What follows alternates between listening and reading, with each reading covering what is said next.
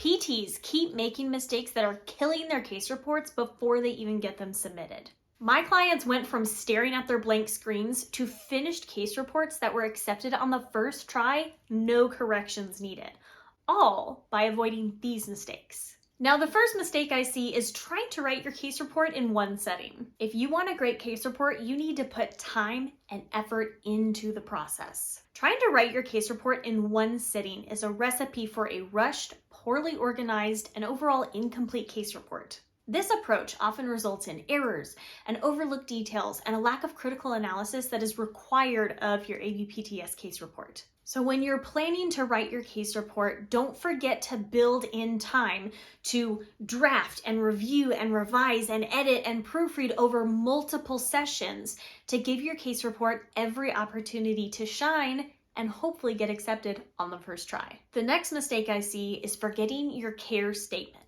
In every ABPTS case report, you are required to include a care statement somewhere in your introduction. And what this care statement refers to is it a statement that demonstrates or communicates the value of case reports within oncology physical therapy, for example, but also adheres to guidelines that were put forth by a consortium of researchers that got together a few years ago to basically decide what makes a successful, effective, ethical case report so that all can follow this framework that we've created, right? So basically what they did is they came up with this checklist of, in order to have an ethical, effective, just helpful case report, here are the criteria that you have to meet.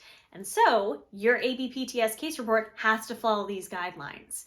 Now within the candidate guide, there are a few of those articles referenced. So as long as you check one of those out and include them in your case report, you're good to go. But if you do not include a care statement, your case report will be automatically rejected. No questions asked. So how do you avoid this devastating mistake? In your introduction, you have to include a statement that states case reports positively contribute to our understanding of cancer rehab and the betterment of cancer rehab delivery services for our patients, etc., something to that extent, right? And you have to cite one of those care articles in that statement. Now, the good news is that the ABPTS candidate guide actually links to some of those articles, those care articles we've been talking about. So as long as you include one of them, again, easily found within that candidate guide, you're pretty much good to go. Another mistake that warrants automatic rejection of your case report is not including the timeline of your plan of care as a figure or graphic. Within the case report scoring rubric of the ABPTS candidate guide, there's actually a whole section on the timeline of episode of care. Simply put, this timeline needs to be a graphical summary of the time that you spent with that patient, represented as either a figure or a table. You can make this figure or table in Google Docs or Microsoft Word quite easily. Within Google Docs, go to Insert Table, and here you can select how many rows and columns you want for your table, right? However many you need for your case report. I recommend starting with 2 columns and a bunch of rows because you can always add on either columns or rows later. You can also delete them if you need to.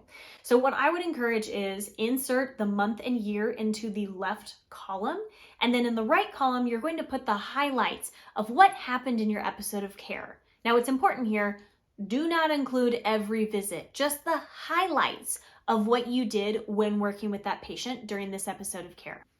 Your timeline may look a bit different depending on your specific case report needs, but remember, do not spend any more time here than what is necessary because the ABPTS reviewers are not looking at your graphic design skills.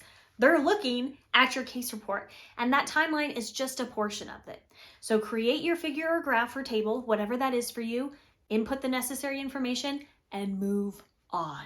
Before I move on to the next tip, if you're interested in learning more about the ABPTS Oncology Specialty Certification process, then make sure to click the link below because I have a free webinar coming up that's going to really dive deep into the application process and what you actually need to know about it. This webinar will walk you through how to avoid the most common application mistakes, how to actually submit everything on time, even if we're getting down to the wire here, and how to really ace the most important part of your application, your case report. So make sure to click that link below and I'll see you at that webinar. Now back to the video. The next case report mistake I see is not backing up your conclusions with evidence. The whole point of the ABPTS case report is to demonstrate your expert level clinical decision making and how that is positively contributing to our understanding of cancer rehab. The whole point of this ABPTS case report is to demonstrate that your expert level clinical decision making is positively contributing to our understanding of cancer rehab and therefore improving patient outcomes, right?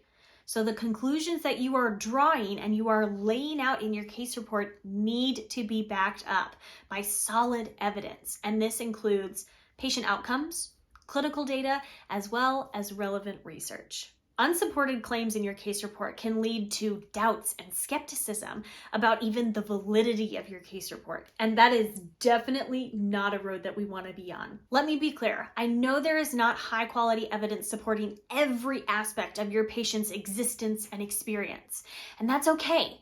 However, there should be evidence to support the claims that you are making, the conclusions you are drawing within your case report. For example, my case report patient had multiple myeloma, and there is actually some good evidence supporting the benefits of rehab for patients with multiple myeloma.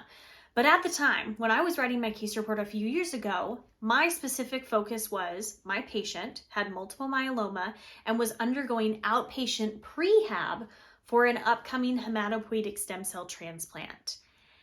And while I had research to back up portions of my case report, right? Maybe individual sections. I didn't have a lot of research to necessarily show that my specific patient undergoing exactly what we were doing this exact way was beneficial. That's kind of why I was writing my case report. So because I didn't have a whole lot of research specific to my patient with their specific set of circumstances, here's what I did instead. I pulled from research available that supports rehab for patients who are going to undergo hematopoietic stem cell transplant. I also looked at research that supported rehab for patients with multiple myeloma. And then I also looked at what does the research say about prehab for patients with other kinds of diagnoses within cancer world, right? So while again, I didn't have research that specifically supported outpatient rehabilitation for patients with multiple myeloma about to undergo hematopoietic stem cell transplant, I had other places that were related to my patient case that I could pull from and still use to realistically, strongly support the conclusions I was making, which was prehab is beneficial for my patient with multiple myeloma who is going to undergo a hematopoietic stem cell transplant. Don't be afraid to get creative when finding and looking for research just because the available research for your specific patient population with their specific impairments maybe isn't even out there yet. That's okay. But remember, you still need to back up the conclusions that you are drawing within your case report with well-reasoned, well-applied evidence. And in line with that mistake, the next mistake is failing to appropriately list and cite your references. As you draft, write, revise, edit, etc. your case report, you may end up rearranging sections of your case report. This is normal. But once your case report is relatively finalized, you need to make sure that your list of references at the end of your case report are listed in order of use, and this is per AMA formatting guidelines. A mistake I made was trying to keep up with my references as I revised, edited, and rearranged my case report. This only made more work for me as I was trying to keep up with it and keep changing the more that I kept trying to rearrange and rewrite things. So what I would recommend, save this for the end of your case report writing process. Again, once that case report is relatively finalized, then I would go through and make sure that those references are listed appropriately. Remember, in order of use. And when it's time to finalize the order of your references, this is the perfect time to go through each of your citations and make sure that they meet AMA formatting guidelines. Do not let a silly mistake in your formatting keep your case report from being accepted. I have already seen this once this year. Let's not let it happen again, okay?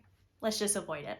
Next is failing to link your discussion back to your key takeaways. Your reader should finish your case report and know exactly what were the main points that they should get from that reading experience, right? And so what that means is your discussion should be the strongest demonstration of your writing, of your clinical decision making, supported by evidence, which we discussed already. Make sure that your discussion clearly communicates the main points of your case report, why it's so important for us to read this case report, and ultimately how it improves cancer rehab, not just for you and your patients, but for all of us OncoPTs. So here's how to make sure that your discussion is a really great finish to your case report. Once your discussion is drafted, I want you to go back and do a self-audit on your discussion. I want you to look for the key objectives, the main findings, the implications of your case report for cancer rehab as a whole. And if as you're going back through that self-audit and you can't find those things, stop, do not pass go. You need to add them in now.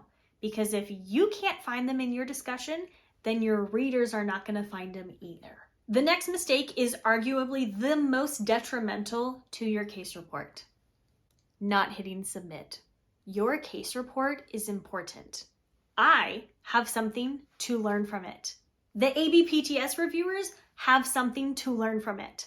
Failing to submit means that your valuable work and perspective remains inaccessible to those who would really benefit from your insight.